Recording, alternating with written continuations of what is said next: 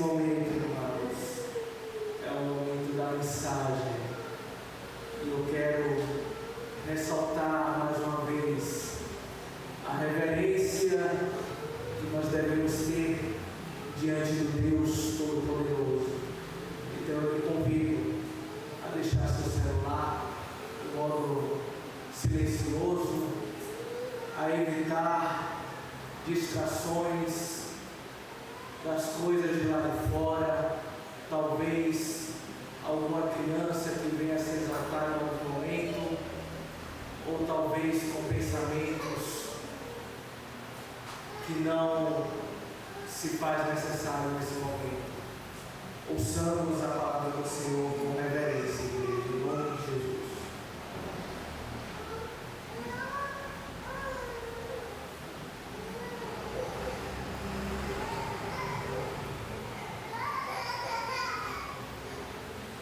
Amados, boa noite. Que a graça e a paz do nosso Senhor e Salvador Jesus Cristo esteja com todos nós. Amém? Amém. Meus irmãos, dando prosseguimento ao nosso culto, a esse dia de adoração que reservamos para o Senhor, vamos abrir as nossas Bíblias em Isaías, capítulo 1. Livro do profeta Isaías, capítulo 1.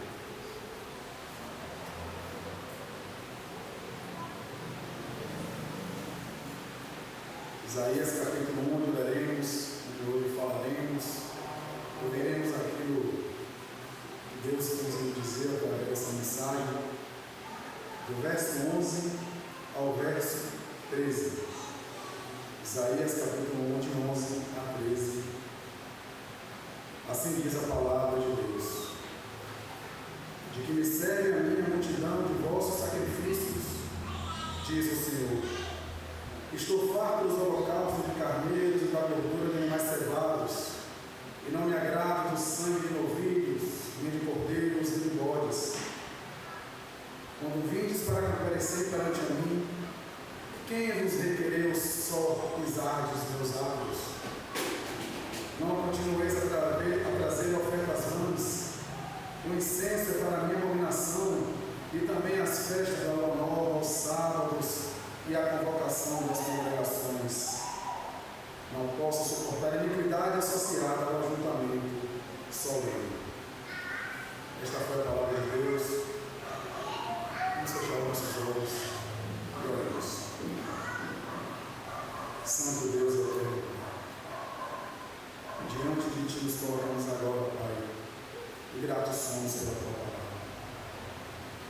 Gratos somos, ó Deus, porque Tua palavra é viva e eficaz, mais poderosa do que uma espada para nós construir, foi dada por Ti a nós, ó Deus.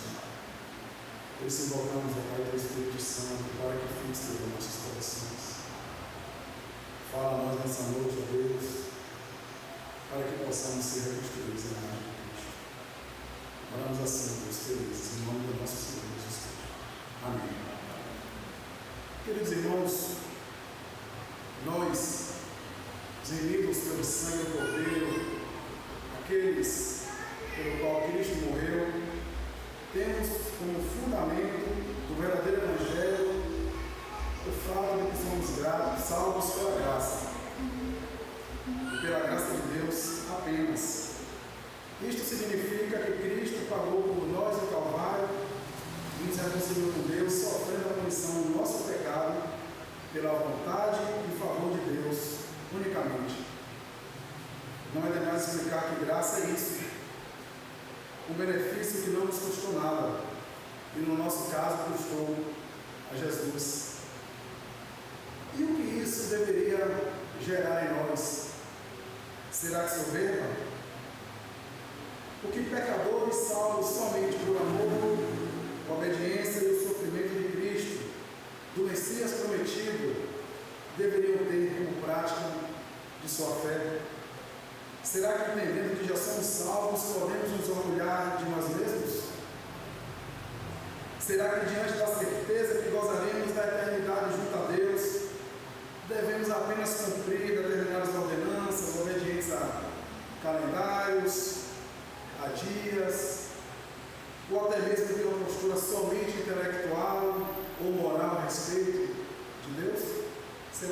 isso? Em que medida entendemos que a nossa religiosidade pode nos salvar? Dito isso, amados, vamos contemplar o texto que lemos. Isaías, meus irmãos, foi certamente o maior dos profetas do Antigo Testamento. Seus escritos contêm uma doutrina e pensamentos muito variados. Abrange uma enorme lista de assuntos na história da redenção. Como em muitos livros do Antigo Testamento, o profeta nos traz uma mensagem de juízo, castigo, consolo e restauração do povo de Israel. Assim como no Novo Testamento, que muitos consideram romanos, epístolas romanos, como a epístola das epístolas, em Isaías temos um compêndio, um resumo de toda a Escritura. É certamente um resumo de toda a Escritura no Antigo Testamento. Segundo Casejuno, em Isaías temos vários livros sucessivos, condensados em um livro só, com vários assuntos ali tratados. Do capítulo 1 ao capítulo 6, o livro do endurecimento. Do capítulo 7 ao capítulo 12, o livro de Emanuel, Deus conosco. Do 13 ao 23, o livro das nações. O livro do pequeno Apocalipse, do capítulo 24 ao 27. De 34 ao 35, a pedra angular e os ais, do capítulo 28 ao 33. Por fim, o livro de Ezequias, do capítulo 36 a 39. Meus queridos irmãos, Deus nos fez para o louvor da sua glória. Deus criou tudo que há para que o seu nome fosse glorificado por toda a eternidade. Sendo que nós, igreja, somos um povo criado, remido e eternizado pela sua soberana e maravilhosa graça. Portanto, os que são parte do seu povo, Deus sempre exigiu total dependência e fiel adoração. Sempre bato uma tecla, meus irmãos, que uma das maiores dificuldades que nós temos ainda dentro das nossas igrejas, por todo esse mundo, é entendermos quem Deus realmente é. Temos, infelizmente, uma noção apequenada, ou até mesmo inadequada do ser de Deus, seus atributos, suas características. Mas Deus é um ser pessoal, autoexistente, ou seja, ele existe por si próprio, não precisa de nós, nem de nada. Com vida, ele é espiritual, com consciência e vontade própria, não limitado à natureza, porém exaltado acima dela, e ele é o Criador de tudo, e está muito acima da nossa capacidade limitada do seu entendimento pleno. Toda tentativa de compreender a Deus fora das suas características reveladas em sua Escritura, por variados sistemas religiosos ou filosóficos, quebraram o caráter absoluto e autossuficiente de Deus. E é nesse cenário que quase sempre buscamos mudar a sua glória, segundo a imagem da criatura. Sabendo da grandeza, santidade, justiça e bondade de Deus, o que nós, criaturas, esperaríamos que Deus requisitasse a nós, minimamente? Vou repetir a pergunta. Sabendo de toda a grandiosidade de Deus, todas essas características que eu trouxe até agora, o que nós, criaturas, esperávamos ou esperaríamos minimamente que Deus requisitasse de nós? E a resposta mais clara é obediência. Obediência. Só que bem sabemos, meus irmãos, minhas irmãs, que quebramos a lei de Deus ainda no Éden, ainda na criação. Fomos ali naquele momento sentenciados à morte pelas desobediências dos nossos pais.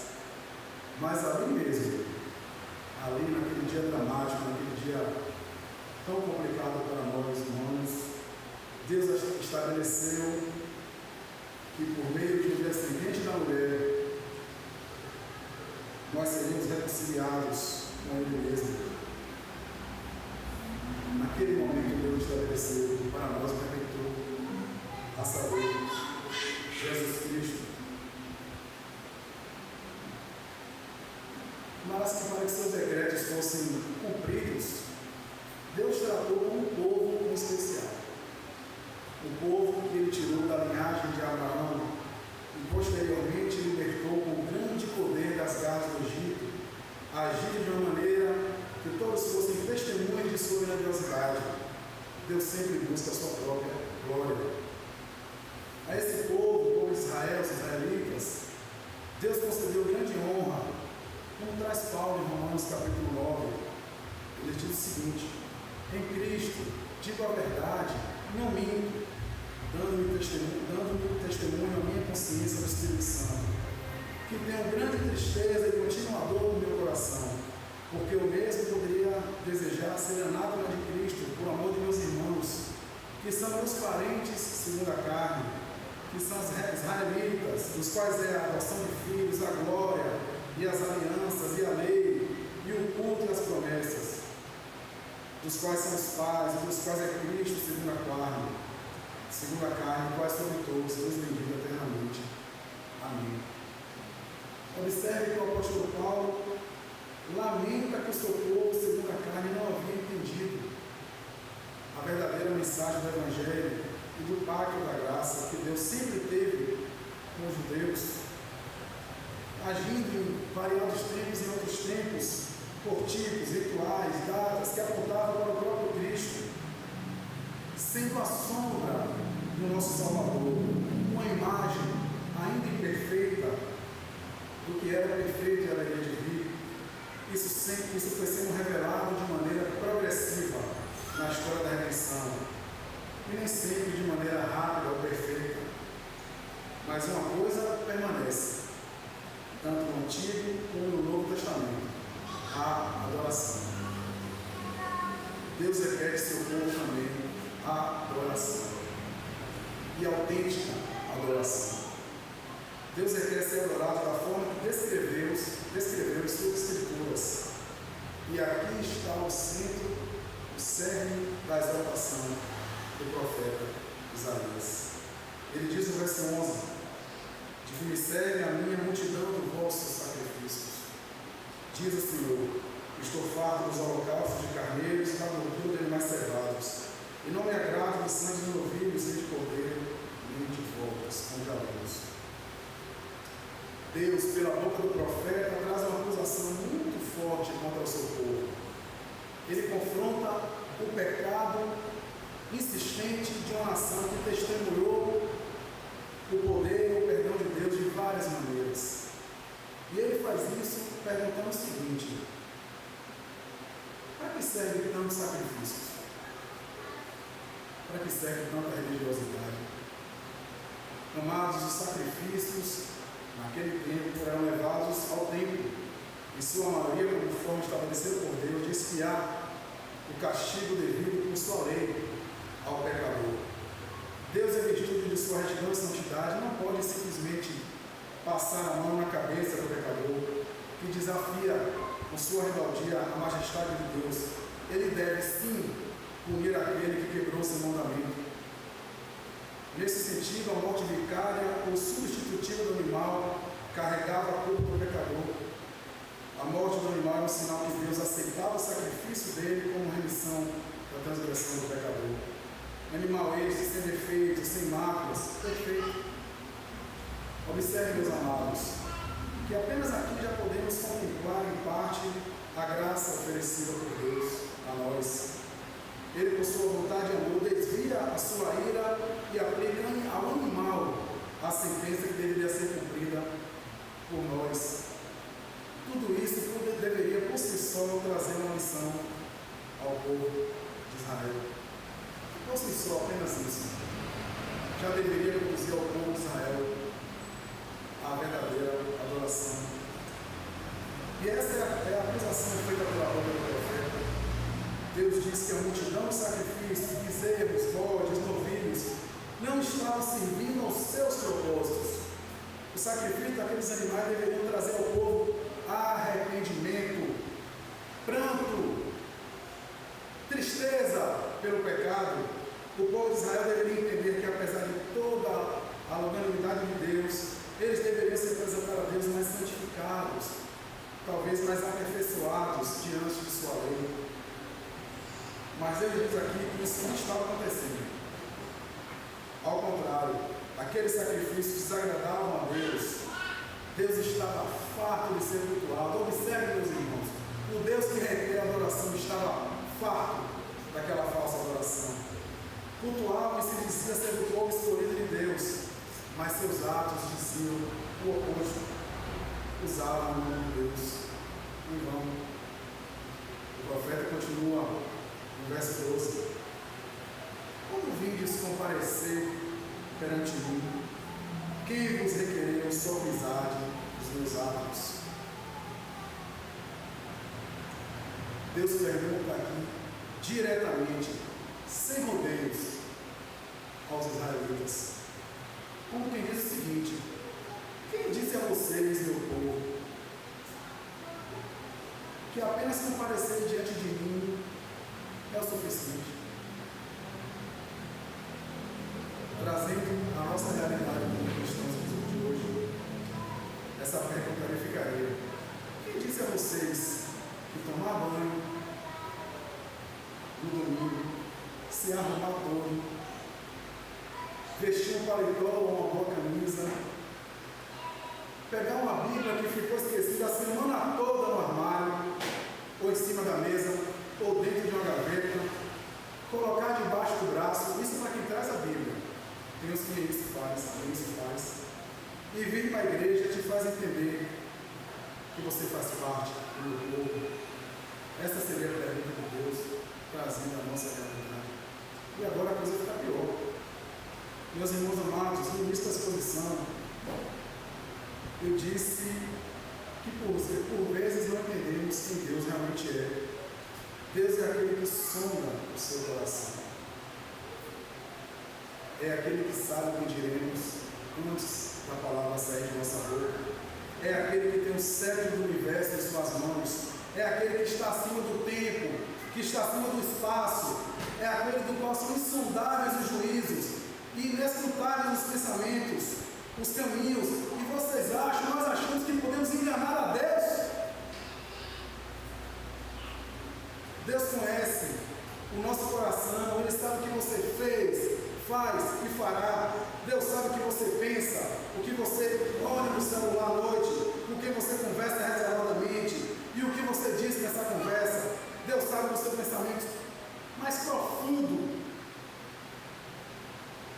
E aqui faço uma pergunta: o que nós diríamos a Deus se agora, nesse momento, fôssemos confrontados por Ele sobre tudo isso? O que diríamos a Deus se Ele aparecesse aqui agora e perguntasse: diante disso, o que você me diria? Uma coisa eu garanto: muitos tentariam suavizar o seu erro e dizer: não é bem assim. O culto solene, a reunião do seu povo, deveria ser o local por excelência de adoração daqueles que reconhecem a majestade de Deus, que reconhecem seu pecado e se regozijam pelo perdão. Mas o povo judeu havia transformado um momento em que se evidenciava o caráter apenas externo da lei, ou visível, em uma suposta santidade baseada na sua descendência na lei judaica.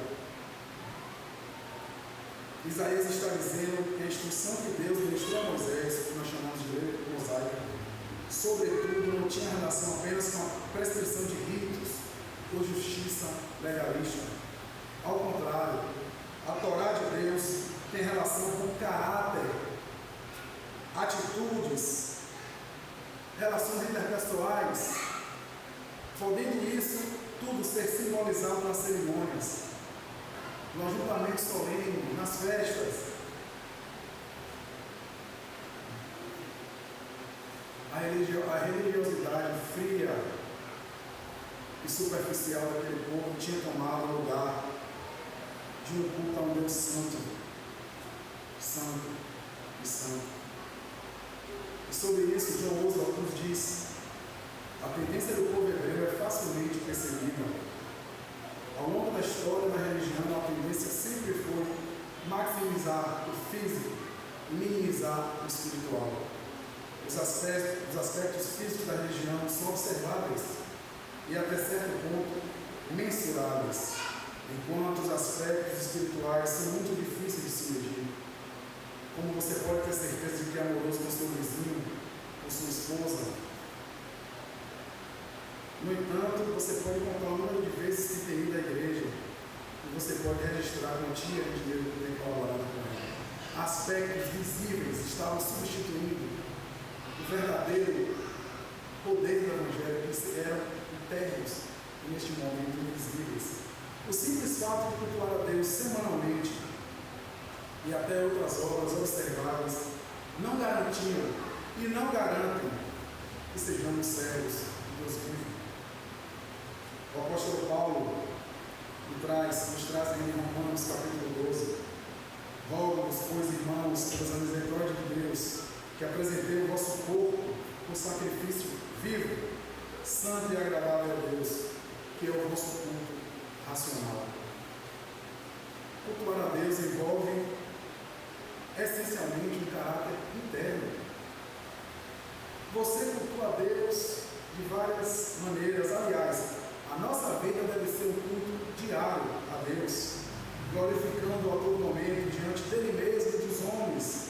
Deus é glorificado quando agimos em conformidade com a sua lei, mesmo que de maneira ainda imperfeita, sacrificando a sua própria carne, negando a si mesmo, arrependendo-se de suas falhas e olhando para a cruz. Nós também adoramos a Deus dessa maneira.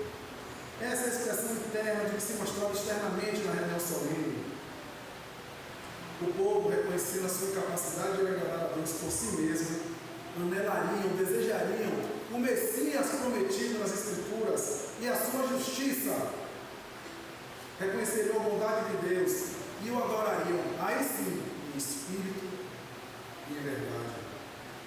Deveríamos agir como publicano, dizendo: ser propício a mim, meu Deus, como foi lido hoje aqui na liturgia, mas muitas vezes preferimos agir como o fariseu, apenas orgulhoso e prepotente. No verso 13, ele ainda nos diz: não continueis a trazer ofertas ruins, o incenso é para a minha abominação, e também as festas de lua nova, aos sábados, e a convocação das congregações. Não posso suportar a iniquidade associada ao ajuntamento solene. Meus amados,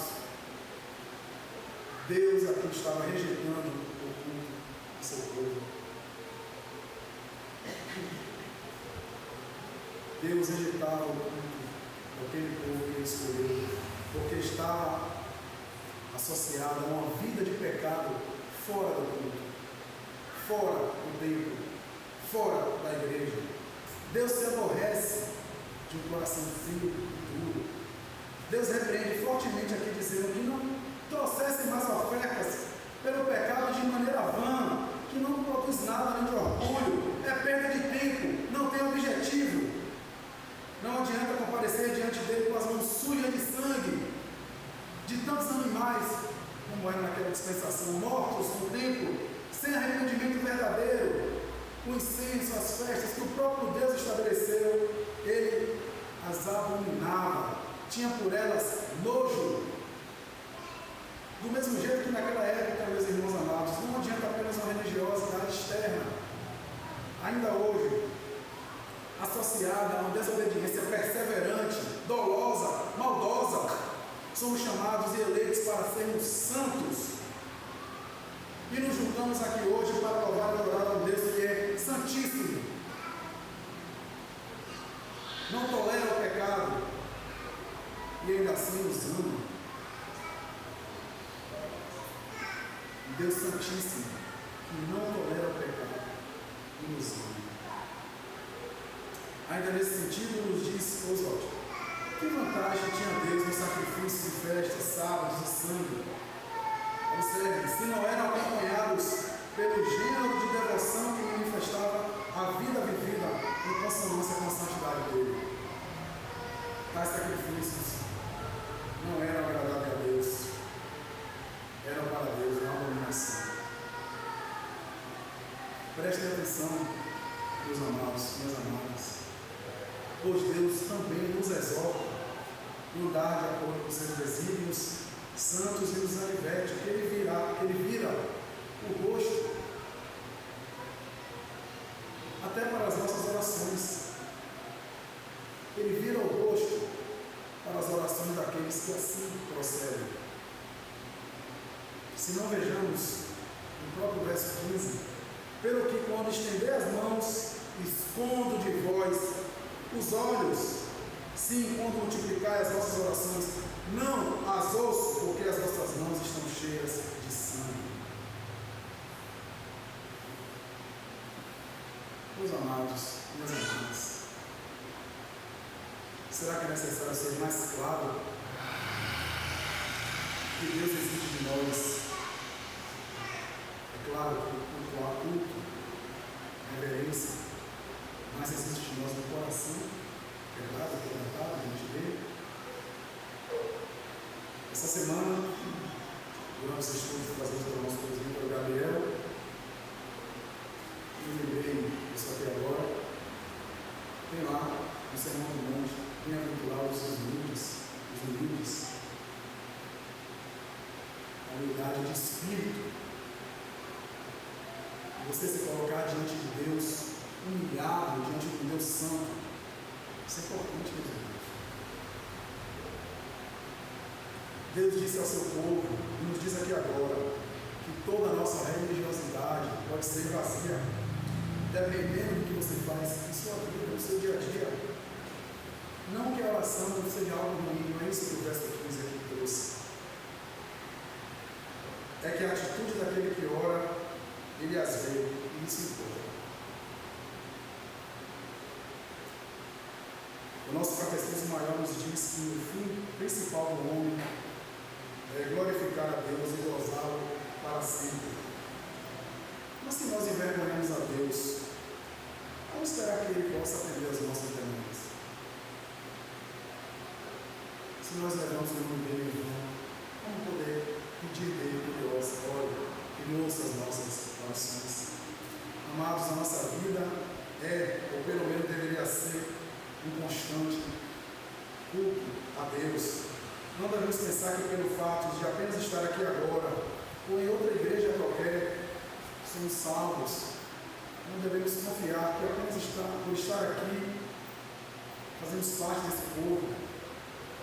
Nesse diapasão, o salmista, no Salmo número 51, nos disse: pois não deseja sacrifícios, senão eu os daria. Tu não te deleitas em holocaustos. Os sacrifícios para Deus são, prestem bem atenção, espírito quebrantado, a um coração quebrantado e contrito, não desprezarás, ó Deus. Salmo 51, versos 16 e 17. Estar aqui é importante, meus amados. Como povo de Deus, temos a oportunidade de adorá-lo, e de louvores ao seu grandioso nome, pedir perdão por nossas falhas e ouvir a sua instrução através da pregação da palavra. Mas façamos isso de maneira sincera, sabendo que Ele é orgânico e sempre pronto a nos perdoar. Deus não suporta o pecado porque Ele é santo. Além do mais, pela presença do pecado em nós que nos afastou dele. Ele não tolera o pecado nem do ímpio, quem dirá daqueles que carregam o seu estandarte, que se dizem parte do seu povo. O que te faz pensar, meu irmão, minha irmã, que você é eleito ou eleita, se sua vida de maneira nenhuma evidencia isso? Nenhuma. O que te faz achar que Cristo morreu por você? Se o seu coração é duro, se você não se arrepende verdadeiramente, mas você pode dizer: eu fui batizado, meu irmão, sempre frequentei a igreja, minha família tem 5 gerações na igreja. Mas eu te digo, meu irmão, minha irmã, que se você não busca viver de maneira digna de um remido, de um salvo, ouvirá naquele dia do próprio Senhor Jesus, sabe o quê? Apartai-vos de mim, vós que praticam a iniquidade, eu nunca vos conheci. Isso é muito sério, meus irmãos. E a minha oração é que possamos compreender isso, nos arrepender, colocar o nosso rosto no chão, no pó, pedir a Deus que tenha piedade de nós, nós pedimos, oramos publicamente a Deus pelo perdão, como congregação, continuemos nos apresentando a Deus dessa maneira. Vamos buscar uma vida mais santa, obediente, ter por nós uns pelos outros verdadeiro amor, perdoar uns aos outros de verdade.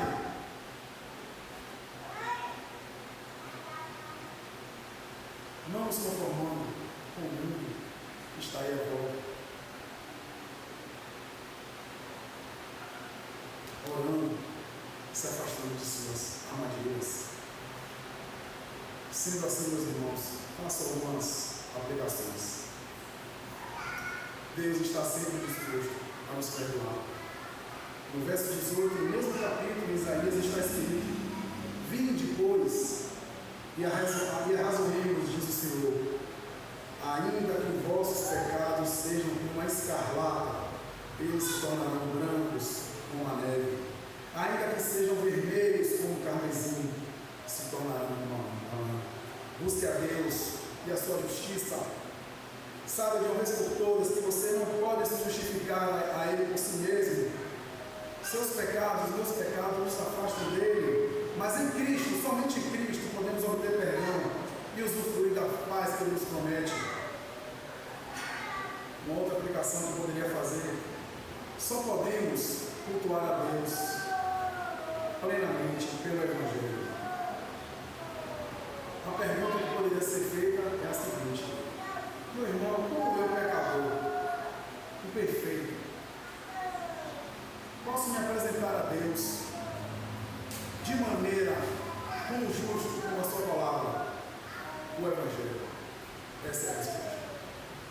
Deus, em sua misericórdia, e somente pela intermediação de Cristo, nos aceita como justos e considera nossos pecados inimigos. Somente Cristo. Portanto, se arrepender, crer na justiça perfeita de Cristo é o único caminho para estar verdadeiramente na presença de Deus. Tenha convicção, meu irmão, de sua natureza pecadora. Confesse seus pecados. Mude sua vida, mude direção no seu dia a dia. Busque ser santo. Reconheça que sem Cristo você está condenado. Ele pagou pelos nossos pecados na cruz. Se fez sacrifício, esse sim, último e eficaz por nós. Pelo seu sangue somos perdoados e não nós estaremos debaixo do castigo e da maldição da lei. Busque a Deus também os frutos, como estamos fazendo aqui agora. Tenha reverência e temor pela palavra. Não falte aos frutos. O que Deus nos trouxe por Isaías é um repúdio a uma adoração hipócrita, não uma adoração sincera. Essa adoração hipócrita, cheia de pecado, sem testemunho e vazia. Mas os atos de um culto fiel são importantes, são determinados pela Escritura Sagrada. Portanto, não se ignore. Uma vida santa nos empurra à adoração. E última vez, meus irmãos, se você agora está se sentindo mal diante de Deus, diante de si mesmo e da sua consciência, eu tenho uma boa notícia para você.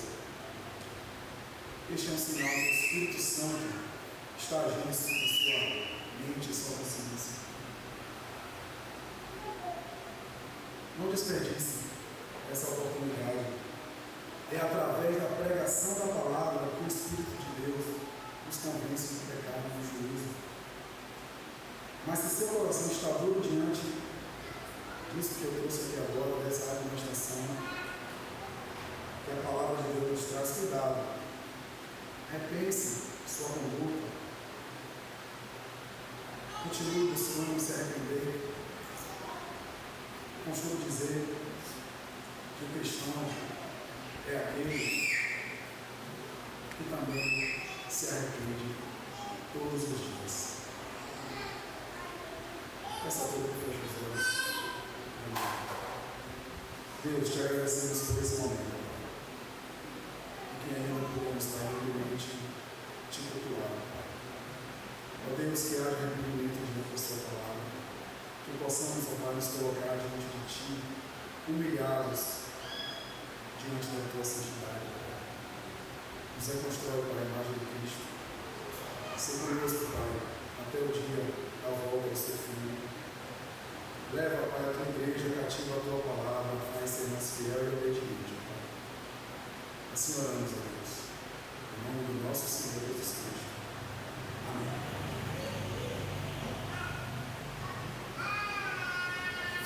Meus irmãos, minhas irmãs, temos alguns visitantes. Tem visitante, Luiz?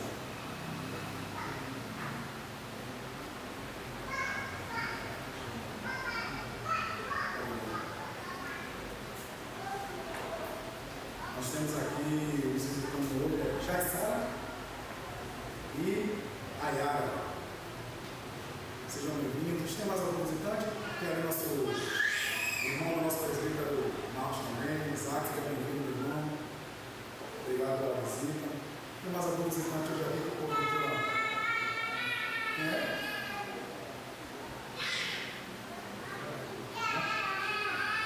Ah, pronto, meu irmão, aqui já não é mais visitante não, já é nossa amiga há um tempo.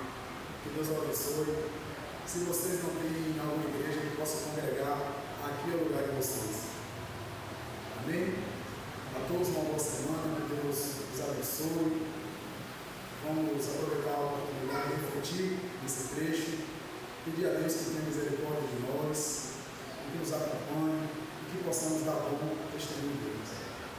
Amém? Temos também mais um aviso. No dia 15, sábado que vem, às 19 horas, o nosso canto, viu? A nossa mocidade vai fazer um sábado aqui bem abençoado. Nós já temos feito, nós não, eles já têm feito alguns vídeos, é muito bom. Eu peço aos irmãos que compareçam para prestigiar, ouvir, cantar louvores conosco, porque a